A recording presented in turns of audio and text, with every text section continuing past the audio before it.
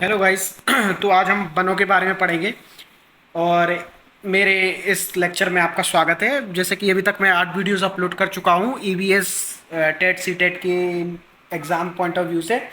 ये उसी क्रम में मेरी ये जो वीडियो है ये वन के बारे में है। तो हम इसमें विभिन्न प्रकार के डिफरेंट टाइप ऑफ फॉरेस्ट, मतलब कि अलग अलग प्रकार के वन के बारे में पढ़ेंगे, किस एरिया में पाए जाते हैं, और बहुत सी चीज़ें हम डिस्कस करने वाले हैं जो टेट और सी टेट पेपर में बहुत महत्वपूर्ण है। तो आइए शुरू करते हैं। सबसे पहले हम शुरू करते हैं कि वन संसाधन क्या है। तो वन संसाधन क्या होता है कि वे प्राकृतिक संसाधन होते हैं जो जंगलों में वनों से प्राप्त होते हैं। ठीक है। प्रमुख वन संसाधन से तात्पर्य हमारा क्या हो गया, उनसे क्या क्या प्राप्त हो रहा है, हमें औषधि बना रहे हैं, बांस वगैरह इत्यादि चीजें प्राप्त हो रही हैं। तो सबसे पहले हम मैंग्रोव वन के बारे में पढ़ते हैं। शुरू करते हैं मैंग्रोव वन से। शुरू करते हैं मैंग्रोव वन से। तो मैंग्रोव वन क्या होते हैं? ये दलदली क्षेत्र में निर्मित होते हैं। कहां पर? दलदली क्षेत्र में। ठीक है। अब इनकी जो जड़ें होती हैं ये अंदर शोषण नहीं कर पाती, तो ये इनकी जड़ें ऊपर की ओर आ जाती हैं। ठीक है। ये हटा दीजिए पॉइंट, इसको मैं काटता हूँ, ये यहाँ पे गलत है, थोड़ा सा छपा हुआ है, गलत प्रिंट हो गया है। दलदली दलदली क्षेत्र में पौधे की जड़ें सांस नहीं ले पाती, तो ये ऊपर की ओर आ जाती हैं। क्या हो जाती हैं? ऊपर की ओर आ जाती हैं। ऊपर की ओर आ जाती हैं। ठीक है। और वहां पे सांस लेती है, क्योंकि उनको नीचे सांस लेने में दिक्कत होती है, क्योंकि दलदली क्षेत्र है ना। तो अब जब ये ऊपर की ओर आ जाती है तो यहाँ अपना रूपांतरण कर लेती है ये, कि नीचे सांस नहीं ले पा रही, फिर ऊपर की ओर आएंगी। जैसे कि ये पेड़ है, ये पेड़ है, ये जड़ें हैं, ये जड़ें हैं। तो ये जो जड़ें रहेंगी ये ऊपर की ओर ऐसे इस तरह से आ जाएंगी, ऊपर की तरह इस तरह से आ जाएंगी जमीन में, जमीन के ऊपर। तो इनमें जो छोटे छोटे रंध्र रहेंगे, ये काट दीजिए, ये गलत प्रिंट हो गया है इसमें पीडीएफ में। तो ये छोटे छोटे इनमें जो रंध्र मौजूद होते हैं इनको हम न्यू मेटाफॉर बोलते हैं। क्या बोलते हैं? New metaphor. New metaphor. New metaphor बोलते हैं इनको। क्या बोलते हैं? New metaphor. क्या बोलते हैं इन रंध्रों को? न्यू मेटाफॉर बोलते हैं। ठीक है। उनकी जड़ें कैसी रहती हैं? ये जड़ें नीचे रहती हैं तो सांस नहीं ले पाती, तो सांस लेने के लिए रूपांतरण करती है, ये ऊपर की ओर ऐसे आ जाती हैं। इनमें छोटे छोटे जो रंध्र रहते हैं इनको हम बोलते हैं न्यू मेटाफोर, श्वसन करने के लिए। मैंग्रोव वन में पाया जाने वाला पौधा, उदाहरण आप ले सकते हो राइजोफोरा, है ना। ये कहाँ पे मैंग्रोव वन होते कहाँ पे? दलदली क्षेत्र में होते हैं। और कौन कौन सी एरिया में? जहाँ पे ज्वारंदमुख बन रहा हो, जहाँ पर डेल्टा बन रहा हो, जहाँ पर ज्वार या खाड़ी तथा तटीय प्रदेश हो, तो वहाँ पर ये हमारे मैंग्रोव वन बनते हैं। ज़्यादा ऊपर आ गए हम। वहाँ पर हमारे क्या बनते हैं? मैंग्रोव वन बनते हैं। ठीक है। और मैंग्रोव वन को हम क्या बोलते हैं? कच्छ वनस्पति कहते हैं। कच्छ, कछारी वनस्पति या कच्छ वनस्पति बोल सकते हैं इनको, मैंग्रोव वन को। तो अब कौन कौन सी एरिया में पाए जाएंगे मैंग्रोव वन हमारे? ज्वारंदमुख जहाँ पे होगा, डेल्टा जहाँ पे होगा, ज्वारीय खाड़ी जहाँ पे होगी। तो ज्वारंदमुख का मतलब हमारा एस्चुरीज से है, जहाँ पर हमारी जो नदी और समुद्र का खारा पानी आपस में मिलते हैं, या फिर झरने का पानी जो मीठा पानी होता है आपस में मिलते हैं, तो उसको हम बोलते हैं एस्चुरीज या ज्वारंदमुख। डेल्टा एक त्रिभुजाकार, ये नदी के किनारे एक त्रिभुजाकार आकार का भूभाग बनता है। तो जो नदी होती क्या है, जब नदी है ऐसी बहती है तो अपने साथ क्या क्या लेके आती है? मिट्टी, गाद और रेत लेके आती है। ये तीन तत्व भी मिलकर हमारे क्या बनाते हैं? डेल्टा बनाते हैं। ज्वारी संकरी खाड़ी क्या होती है? किसी नदी या जलधारा का वह हिस्सा जो समुद्र के ज्वार भाटा से सीधा प्रभावित हो। तो और तटीय क्षेत्रों में हमारा मैंग्रोव बनेगा, मैंग्रोव वन बनेगा। तो इस एरिया में हमारा मैंग्रोव वन बनता है। मैंग्रोव वन हमारे दलदली क्षेत्र में पाए जाते हैं। ठीक है। अब कौन कौन से एरिया में पाए जाएंगे मैंग्रोव वन? ठीक है। तो मान लीजिए हमारा ये नक्शा है, ये नीचे का एरिया जो है, यहाँ पर ये बंगाल की खाड़ी, ये अरब सागर। तो ये जो हमारा जो वेस्टर्न घाट है, ये पश्चिमी घाट है, इसमें पाए जाएंगे। ठीक है। यहाँ पर पाए जाएंगे, पूर्वी घाट में पाए जाएंगे, अंडमान निकोबार में पाए जाएंगे। ठीक है। इतने एरिया में पाए जाएंगे। ठीक है। वेस्टर्न घाट में हमारा कौन कौन सा आ जाएगा? वेस्टर्न घाट में हमारा आ जाएगा गुजरात, गोवा, कर्नाटक, केरला, है ना। और ये बंगाल की खाड़ी साइड तरफ अपना आ जाएगा पश्चिम बंगाल, उड़ीसा, आंध्र प्रदेश। ठीक है। तमिलनाडु, ये वाला एरिया आ जाएगा। ठीक है। और अंडमान निकोबार, इन क्षेत्र में हमारे मैंग्रोव वन क्या है? पाए जाएंगे। और सबसे ज़्यादा जो मैंग्रोव वन है उनका विकास कहाँ पे होता है? पश्चिम बंगाल में सबसे ज़्यादा मैंग्रोव वन विकसित होते हैं। आपसे अगर एग्जाम में क्वेश्चन पूछ लिया जाए कि सबसे ज़्यादा मैंग्रोव वन किस राज्य में पाए जाते हैं, तो सबसे ज़्यादा मैंग्रोव वन पश्चिम बंगाल में पाए जाते हैं। पश्चिम बंगाल में कहाँ पर पाए जाते हैं? तो पश्चिम बंगाल में सुंदरवन डेल्टा में पाए जाते हैं। सुंदरवन डेल्टा में पाए जाते हैं। और इन्हें किस नाम से जाना जाता है? इन्हें सुंदरी के नाम से जाना जाता है। किस नाम से जाना जाता है? सुंदरी के नाम से। ठीक है, होपफुली आपको इतना समझ में आया होगा। अगले अगले पर पढ़ते हैं मरुस्थली वन पर। तो जो मरुस्थली वन होते हैं ये हमारे रेगिस्तान एरिया या जो सूखा एरिया रहेगा जहां पर बारिश 50 सेंटीमीटर से कम रहेगी। कितनी बारिश रहेगी? 50 सेंटीमीटर से कम रहेगी। तो वहां पर हमारी ये वनस्पति पाए जाएंगे। तो होता क्या है कि जैसे कि ये पौधे रहते हैं तो इनकी जो पत्तियां रहती हैं वो कांटे का आकार लेती हैं। क्यों? क्योंकि यहाँ का जो तापमान है, जो टेम्परेचर है, बहुत अत्यधिक होता है। तो अब क्या करती हैं, अगर इनका जो पत्तियों का शेप अगर ये नॉर्मल रहेगा, ये अगर रूपांतरण करके कटीली नहीं बनेगी, तो इनमें क्या होगा? बाष्पोत्सर्जन अधिक होगा। तो पानी, ये बाष्पोत्सर्जन का मतलब होता है इवेपोरेशन, तो पूरा पानी ये भाप बन के उड़ जाएगा। ठीक है, अब रेगिस्तानी क्षेत्र या सूखे क्षेत्र में वैसे ही पानी की कमी होती है। क्या रहती है? पानी की कमी होती है। तो जिसके कारण ये पत्तियां क्या करेंगी? अपना रूपांतरण कर लेंगी काय में? कांटों में। ठीक है, और ये अपना प्रकाश संश्लेषण तने के माध्यम से करेंगी, जिसके कारण इनका पानी लंबे समय तक बना रहेगा, है ना। तो इसलिए ये अपने पत्तियों को कांटों में बदल लेती हैं। और यहाँ पर बारिश कितनी होती है? 50 सेंटीमीटर से कम होती है। और ये शुष्क स्थानों पर होती हैं। भारतीय मरुस्थल जैसे कि थार, उत्तरी गुजरात, पश्चिमी राजस्थान, इन एरिया में जो हमारे हैं, जो मरुस्थली वनस्पति हैं, ये पाए जाते हैं। और इनकी जो जड़ें रहती हैं वो गहराई तक पहुंच जाती हैं। और उनकी जो पत्ती है मोमी टाइप की होती हैं, है ना, मोमी वैक्सी टाइप की होती हैं, चिपचिपी सी। और इनमें बबूल का पेड़ रहेगा। इन एरिया में कौन कौन से वनस्पति रहेंगे? बबूल का, नागफनी रहेगा, बबूल रहेगा, खेजड़ी रहेगा, नागफनी रहेगा, कैक्टस रहेगा, है ना। कैक्टस को नागफनी बोलते हैं। तो ये सब वनस्पति मरुस्थलीय क्षेत्र में रहेंगे जहाँ पे शुष्क स्थान हो। ठीक है, थोड़ा सा हम चंदन की विशेषता के बारे में पढ़ते हैं, क्योंकि कई बार चंदन की डायरेक्टली विशेषताएं पूछ ली जाती हैं एग्जाम में। तो चंदन कैसा वृक्ष है? चंदन एक परपोषी वृक्ष है, मतलब ये स्वयं से खाना नहीं बनाता। ये ये दूसरों मतलब परपोषी मतलब ये खाना तो स्वयं बनाते हैं। तो परपोषी क्या है? ये खाना तो स्वयं बनाते हैं, भोजन तो बना लेते हैं, लेकिन खनिज और जड़ के लिए, खनिज और लवण के लिए, खनिज और जल के लिए दूसरों पर आश्रित होते हैं। तो परपोषी का मतलब क्या होता है? ये भोजन तो बना लेते हैं, लेकिन ये खनिज और जल के लिए दूसरों पर आश्रित होते हैं।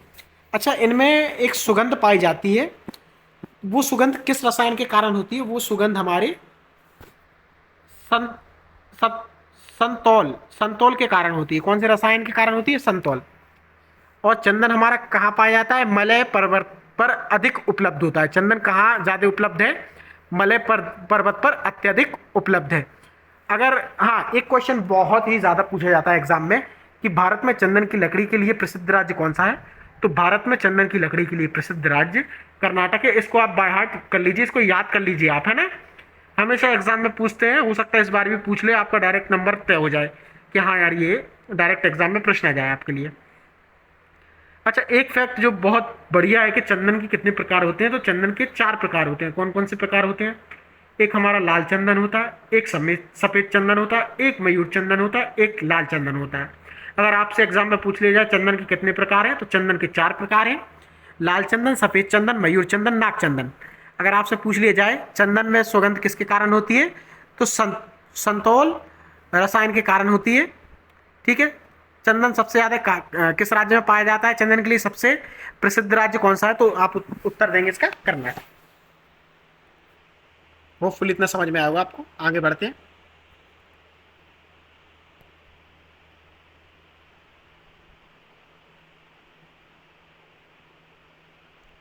उष्ण कटिबंधीय सदाबहार वन। उष्ण कटिबंधीय सदाबहार वन। ठीक है, तो ये जो हमारे, आप देख सकते हैं ये हाईलाइटेड एरिया है।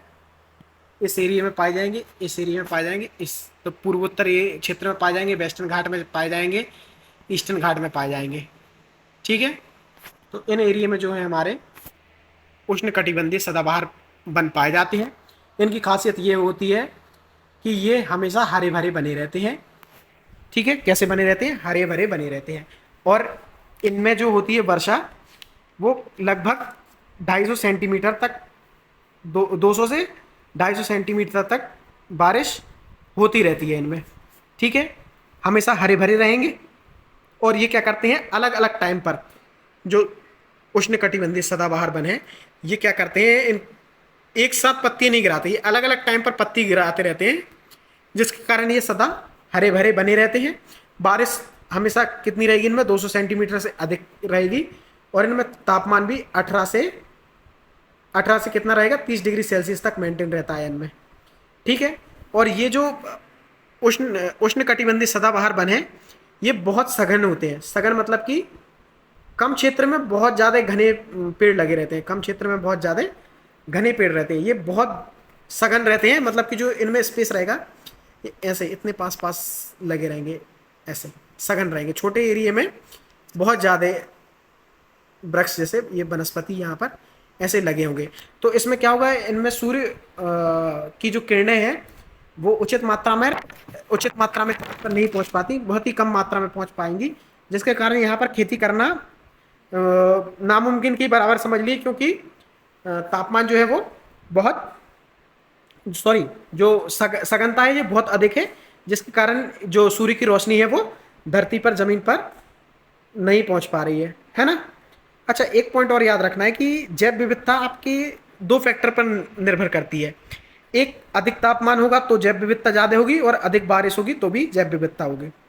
और सदाबहार वन में, ये देखते हैं सदाबहार वन हमारे जो जो मैंने क्षेत्र बता दिया सदाबहार वन का, ये है पूर्वोत्तर क्षेत्र हो गया, ये पूर्व पूर्वी घाट हो गया, पश्चिमी घाट हो गया। इन एरिया में उष्णकटिबंधीय सदाबहार वन पाए जाते हैं।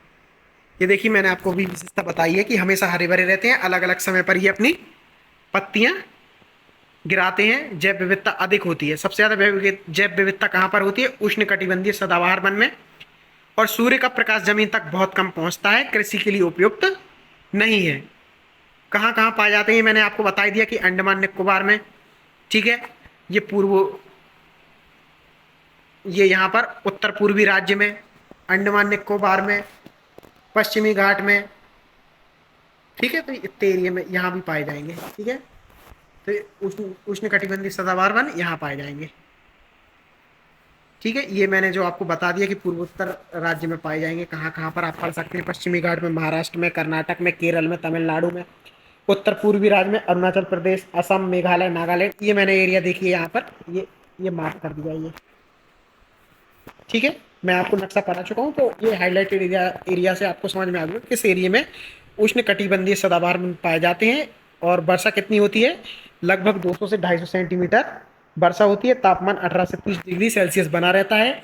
ये पौधे अपना जो पत्तियां होते हैं वो एक साथ नहीं गिराते, अलग अलग समय पर गिराते हैं, इसलिए ये हमेशा सदा हरे भरे बने रहते हैं। और सब सर्वाधिक जैव विविधता इन्हीं में पाई जाती है, क्योंकि जैव विविधता के लिए बारिश और तापमान अधिक होना चाहिए। ठीक है, सदाबहार वन में पेड़ों के उदाहरण कौन कौन से हो जाएंगे? कौन कौन से सदाबहार वन में अपने जो रहेंगे उदाहरण कौन कौन से रहेंगे? एक तो हो जाएगा हमारा रोजवुड, रोजवुड हो जाएगा। ठीक है, रोजवुड जिसको हम बोलते हैं रबर, रबर हो जाएगा हमारा। आबूनस हो जाएगा, इसको मैं मिटा रहा हूँ, जगह नहीं है।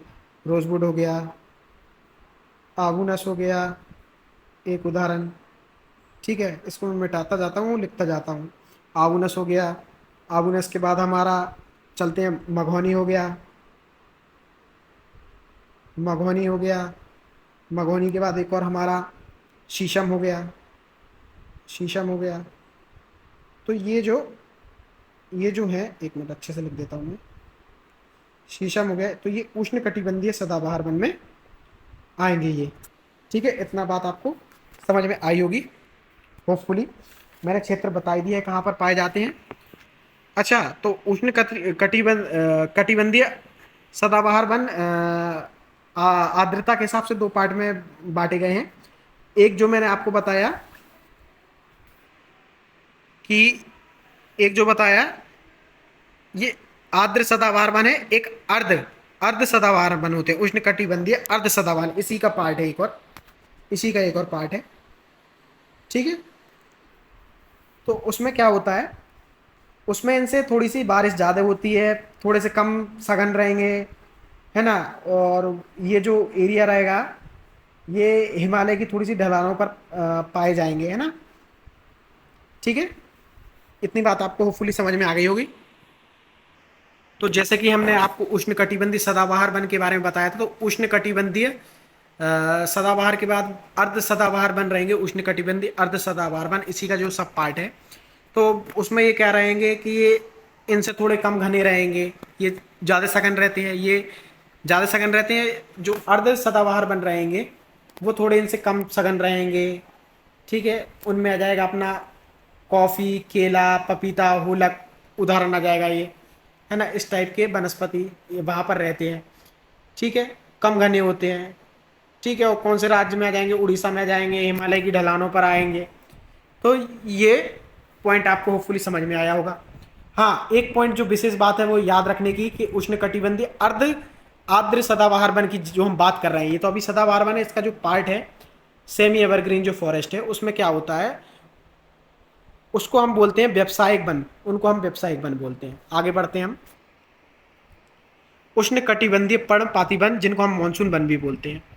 तो इनमें होता क्या है कि जो वर्षा होती है वो 70 से 200 सेंटीमीटर 70 से 200 सेंटीमीटर तक होती है। कितनी? 70 से 200 सेंटीमीटर तक होती है।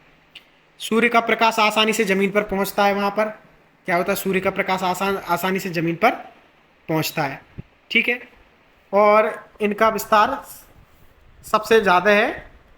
ठीक है, उष्णकटिबंधीय पर्णपाती वन में ये भी दो कैटेगरी में है, एक होता है उष्णकटिबंधीय आर्द्र पर्णपाती वन, एक होता है उष्णकटिबंधीय शुष्क पर्णपाती वन। तो सबसे ज़्यादा जो एरिया है वो उष्णकटिबंधीय शुष्क पर्णपाती वन का है, सबसे ज़्यादा ये पाए जाते हैं, सबसे ज़्यादा क्षेत्र में ये पाए जाते हैं। लगभग 41.8% जो वन क्षेत्र है उस एरिया में ये फैले हुए हैं। और आर्द्र पर्णपाती वन जो हमारे 19.7% है। कितने? 19.7% है टोटल क्षेत्र में। मान लो ये नक्शा है, नक्शे में 19.7% है, और ये वाला जो हिस्सा है ये 41.8 है। ठीक है, इनका वितरण आप देख ही सकते हैं, महाराष्ट्र, आंध्र प्रदेश, उड़ीसा, झारखंड। ठीक है, मतलब कि सबसे ज़्यादा जो फैलाव है ये इन्हीं का है। कौन कौन से वनस्पति इनमें आते हैं? पलाश, चंदन, आंवला, त्रिफला, सागौन, साल, महुआ। और अगर एग्जाम में आपसे पूछ लिया जाए सबसे ज़्यादा सागौन कहाँ पर होता है, तो मध्य प्रदेश में होता है।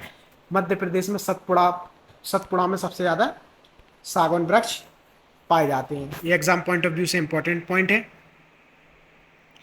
ठीक है, होपफुली आपको इतनी बात समझ में आ गई होगी।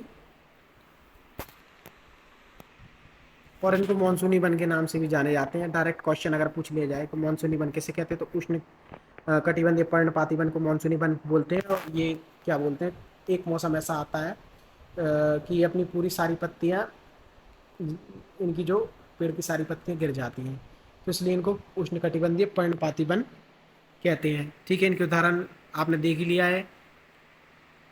कहाँ कहाँ पाए जाते हैं? उत्तर प्रदेश में, उत्तर प्रदेश, मध्य प्रदेश, महाराष्ट्र, आंध्र प्रदेश, उड़ीसा, झारखंड। तो सबसे ज़्यादा एरिया में यही उष्णकटिबंधीय पर्णपाती वन है। और इसका टाइप पूछा जाए कि इसमें सबसे ज़्यादा शुष्क उष्णकटिबंधीय शुष्क पर्णपाती वन सबसे ज़्यादा एरिया में पाए जाते हैं, 41.8% में। अच्छा, खैर, पलाश, तेंदुपत्ता। तो ये जो तेंदुपत्ता है इससे बीड़ी बनती है, आपको पता होगा। सबसे ज़्यादा मध्य प्रदेश में पाया जाता है। खैर उत्तर प्रदेश में सबसे ज़्यादा पाया जाता है। और जो खैर है इसको, इससे कत्था बनता है। खैर की लकड़ी से क्या बनता है? कत्था बनता है। और जो पलाश होता है उसको हम जंगल की आग बोलते हैं। ठीक है, और पलाश से क्या होता है? होली के रंग बनाए जाते हैं। तो आर्द्र पर्णपाती वन में जो बारिश रहेगी वो 100 से 200 सेंटीमीटर रहेगी। इसमें सागौन, साल वगैरह रहेंगे।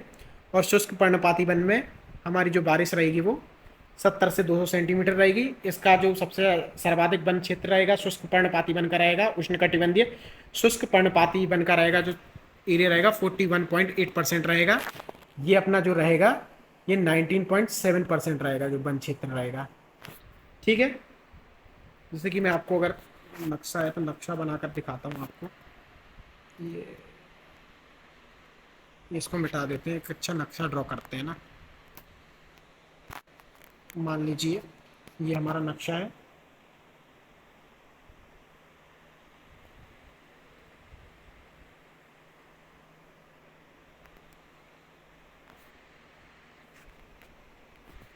माफ़ कीजिए, मेरी ड्राइंग थोड़ी अच्छी नहीं है, अच्छे से नक्शा बना रहा हूँ मैं।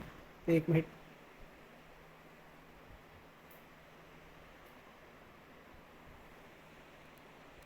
ऐसा मान लीजिए ये गुजरात में मान लीजिए हमारा नक्शा है। तो इसमें ये वाला जो एरिया रहेगा, ये इतना यहाँ तक, ये आर्द्र पर्णपाती वन है, उष्ण कटिबंधीय आर्द्र पर्णपाती वन है। और ये जो हमारा बीच से जो हिस्सा रहेगा, ये मतलब यहाँ से मान लीजिए ये बीच से जो हिस्सा रहेगा सबसे सर्वाधिक 41.8%, ये यहाँ तक, ये रहेगा हमारा उष्ण कटिबंधीय शुष्क पर्णपाती वन। होपफुली आपको समझ में आया होगा कि सबसे, मेरा कहने का मतलब ये है कि सबसे ज़्यादा क्षेत्र में जो रहेगा हमारा उष्ण कटिबंधीय शुष्क पर्णपाती वन रहेगा 41.8%, और उष्ण कटिबंधीय आर्द्र वन, आर्द्र पर्णपाती वन जो रहेंगे वो 19.3% रहेंगे। ठीक है। और इनमें जो शुष्क पर्णपाती वन जो रहेंगे उनमें जो मुख्य वृक्ष रहेंगे हमारे वो कौन कौन से रहेंगे? आम रहेगा, शीशम रहेगा, आम हो गया, शीशम हो गया, बबूल हो जाएगा, और चंदन हो जाएगा। ठीक है। और चंदन सबसे ज़्यादा किस राज्य में होगा? कर्नाटक में होगा, ये मैं आपको बता चुका हूँ। तमिलनाडु और केरल में भी चंदन जो है हमारा पाया जाता है। अब आते हैं कटीली वन, झाड़ियाँ व पर्वतीय वन। तो उष्ण कटीली वन व झाड़ियाँ में ये आपको पढ़ा ही चुका हूँ ऊपर, मरुस्थलीय एरिया में पाए जाते हैं बबूल, खेजड़ी वगैरह। अच्छा, ये जो खेजड़ी रहता है ये थोड़ा पत्तीदार रहता है, मतलब इसमें छाया छाया देने वाला वृक्ष रहता है ये मरुस्थलीय क्षेत्र में, तो ये बात आपको याद रखनी है। अब आते हैं पर्वतीय वन के बारे में हम पढ़ते हैं। ठीक है, पर्वतीय वन के बारे में हम पढ़ते हैं। अब जो हमारे जो पर्वतीय वन होते हैं, ठीक है, ये हिमालय रीजन में पाए जाते हैं।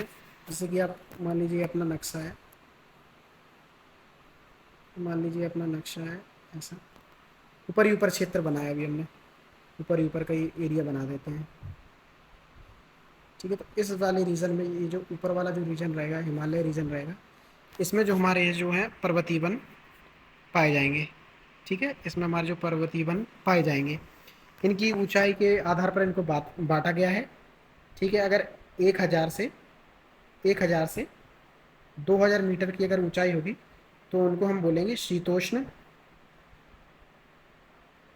शीतोष्ण, शीतोष्ण प्रकार के ऊंचे वन, शीतोष्ण, शीतोष्ण प्रकार के ऊंचे वन। ठीक है, और अगर इनकी ऊंचाई, इसको मिटा देता हूँ, 1000 से 2000 की ऊंचाई होगी तो शीतोष्ण ऊंचे वन हो जाएंगे। ठीक है, अगर इनकी ऊंचाई कितनी होगी, 2000 से लेके 3000 मीटर की अगर इनकी ऊंचाई होगी तो इनको हम बोलेंगे कोणधारी या शंकुधारी, कोणधारी या शंकुधारी। ठीक है, अगर इनकी ऊंचाई 3000 से 4000 मीटर पर होगी, अगर इनकी ऊंचाई 3000 से 4000 मीटर पर होगी तो इनको हम बोलेंगे अल्पाइन वन। क्या बोलेंगे? अल्पाइन वन बोलेंगे। ठीक है, मैं आपको बता चुका हूँ कौन से एरिया में पाए जाएंगे। मान लीजिए अपना मैप है, ये ऐसा ऐसा गया, ये पूर्वोत्तरी जो राज्य आ गया अपना ऐसा, तो इसके थोड़े इतने एरिया में पाए जाएंगे। सिक्किम में, थोड़ा सा अरुणाचल प्रदेश में, और जो हिमालय रीजन है, जम्मू कश्मीर हो गया, लद्दाख हो गया, ये अपना उत्तराखंड हो गया, हिमाचल प्रदेश उत्तराखंड की ये एरिया में, हिमालय रीजन में सटा हुआ है इससे, ये बॉर्डर से ऐसा लगा हुआ है। तो इस एरिया में जो हमारे पर्वतीय वन है ये पाए जाएंगे, हमारे पर्वतीय वन। ठीक है, और 3 प्रकार से मैंने आपको बता दिया है कि कौन कौन से एरिया में कौन कौन से, कितनी ऊंचाई में उन वन को क्या कहा जाता है। ठीक है, और इनमें क्या होगा कि पर्वतीय वन से मुख्य रूप से क्या क्या बनते हैं? भोजपत्र वृक्ष, ठीक है, देवदार, सिल्वर फर्न, जूनिपर, है ना, चीड़। चीड़ का वृक्ष क्या होता है? यह मध्य रूप से उत्तराखंड में पाया जाता है। जो चीड़ का वृक्ष रहेगा, जो ऊंचे क्षेत्र में जो पाया जाता है, ये मुख्यतः कहाँ पर पाया जाता है? ये उत्तराखंड में पाया जाता है। ठीक है, और सिल्वर फर्न का उपयोग काय में होता है, अगर आपसे एग्जाम में पूछ लिया जाए तो एक तो पर्वतीय वन वृक्ष है, और इसका सिल्वर फर्न का उपयोग काय में होता है, माचिस बनाने में। सिल्वर फर्न का उपयोग काय में होता है, माचिस बनाने में। काय में होता है, माचिस बनाने में होता है। देवदार, देवदार जो है वो समुद्र तल से सबसे ऊंचा पाया जाने वाला वृक्ष है। पश्चिमी हिमालय में जो, मतलब जो आपका जम्मू कश्मीर समझ लीजिए आप, जो जम्मू कश्मीर रहेगा उसमें जो आपका देवदार का वृक्ष जो पाया जाएगा, वो समुद्र तल से उसकी ऊंचाई सबसे ज़्यादा होती है। समुद्र तल से, मान लीजिए समुद्र तल है, उससे सबसे जो ऊंचाई जो जिस वृक्ष की होती है, उसकी किसकी होती है, देवदार की होती है। किसकी होती है, देवदार की होती है। होपफुली इतनी बात आपको समझ में आ गई होगी। ठीक है, ऊंचाई के बाद अब हम आते हैं खैर की लकड़ी के बारे में आपको पढ़ा ही चुका हूँ। ये पर्वतीय वन इस तरह से समाप्त होते हैं। कुछ हम इंपॉर्टेंट क्वेश्चन डिस्कस करते हैं, कुछ इंपॉर्टेंट टॉपिक डिस्कस करते हैं हम लोग। ठीक है, हम पढ़ते हैं, कुछ इंपॉर्टेंट टॉपिक्स पढ़ते हैं ना।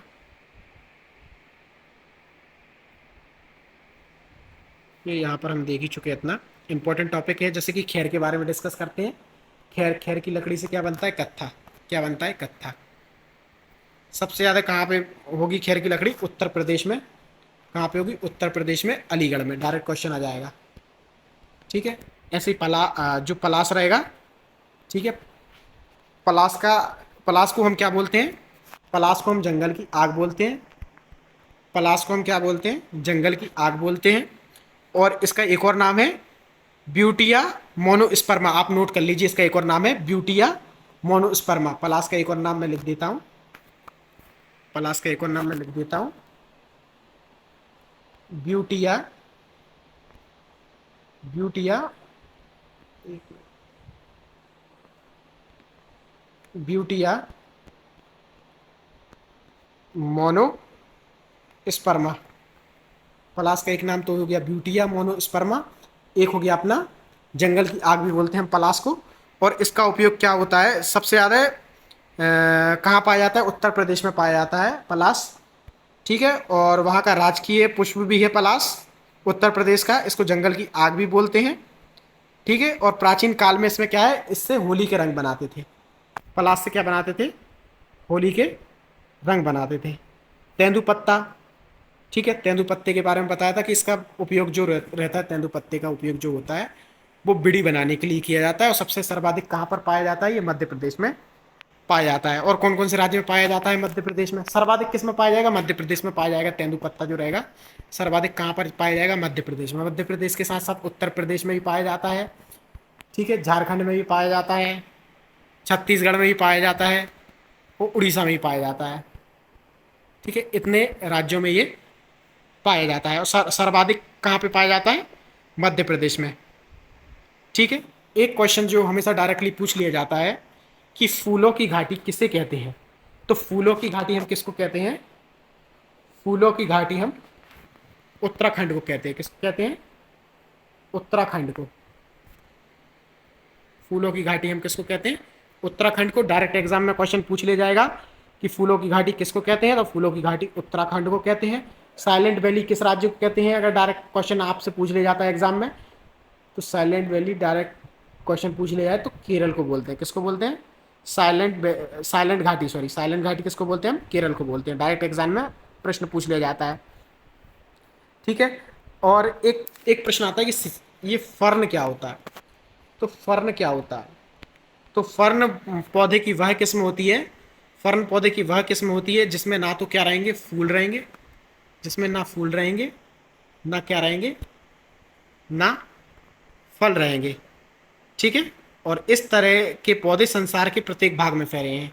ठीक है, इनमें ना फल रहेंगे ना फूल रहेंगे, उनको हम क्या बोलते हैं, फर्न बोलते हैं। ठीक है, इतनी बात आपको होपफुली समझ में आई होगी। ठीक है, और इसके बाद सर्वाधिक वन क्षेत्रफल में, सर्वाधिक वन क्षेत्र कहाँ पर है, मध्य प्रदेश में है। मध्य प्रदेश के बाद कहाँ पर है, अरुणाचल प्रदेश में, अरुणाचल में। और अरुणाचल के बाद हमारा कहाँ पर है, छत्तीसगढ़ में। ठीक है, तो सबसे ज़्यादा वन किस किस राज्य में है? मध्य प्रदेश में, मध्य प्रदेश के बाद अरुणाचल प्रदेश में, अरुणाचल प्रदेश के बाद छत्तीसगढ़ में। ये आपको ऑर्डर याद करना है, डायरेक्ट क्वेश्चन पूछ लिया जाता है, बार बार पूछते हैं। होपफुली आपको गाइज ये वीडियो पसंद आई होगी। इसी सीरीज के इस वीडियो की सीरीज में हम एक और इसका सब पार्ट लाएंगे, जिसमें हम 20 से 30 एमसीक्यू डिस्कस करेंगे, जिससे कि आपका जो वन टॉपिक है सी टेट टेट एग्जाम में किस टाइप के क्वेश्चन आते हैं, आपका माइंड क्लियर हो जाएगा, है ना। आपका ये टॉपिक भी क्लियर हो जाएगा, है ना। कुछ कुछ पॉइंट ऐसे हैं कि जब हम क्वेश्चन सॉल्व करेंगे तो आपको ऑटोमेटिक याद हो जाएंगे। होपफुली गाइज आपको ये मेरा वीडियो अच्छा लगा होगा।